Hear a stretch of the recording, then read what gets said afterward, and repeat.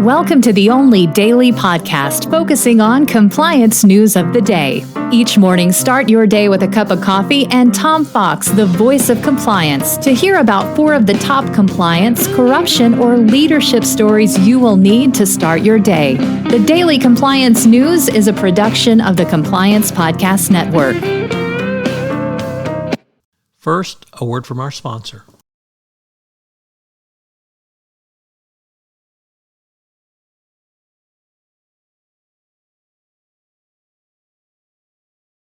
The Daily Compliance News for May 9, 2023, the International Court of Anti-Corruption Enforcement Edition. And we begin with that story from the United Kingdom, or rather The Guardian, but it comes from the United Kingdom. And Lord Hayne has said that the UK government should back the establishment of an international anti-corruption court to prosecute corrupt leaders of countries unwilling or unable to enforce their own anti-kleptocracy laws. With cross-party support, Hayne will propose that the time has come for Britain to throw its weight behind a growing global momentum for an international court analogous to the International Court in The Hague.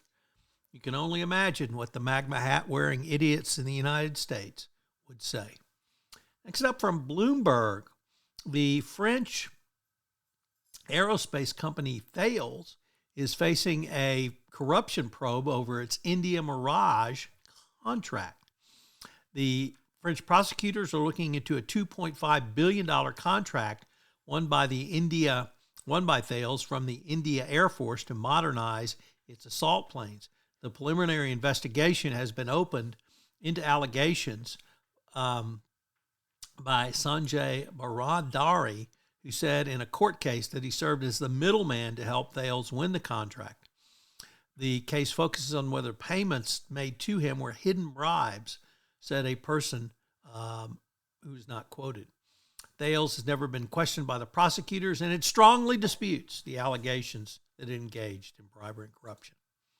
Next up from the Wall Street Journal, a bank merger in Canada was scotched because Toronto Dominion Bank, or TD Bank's, handling of suspicious customers' transactions was said to be less than austere, or passing the mustard.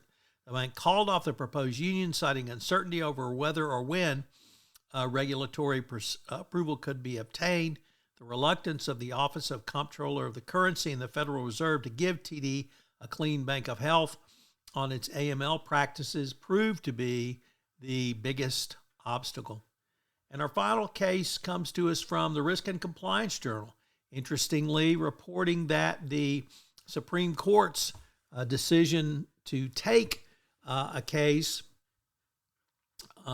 to overturn the Chevron doctrine, which gives regulators legal cover to interpret statutes, could wreck how the SEC does rulemaking. Of course, that's what this Supreme Court wants to do. The Daily Compliance News is a production of the Compliance Podcast Network and a proud member of C-Suite Radio. Thanks so much for listening. I hope you'll join me again tomorrow.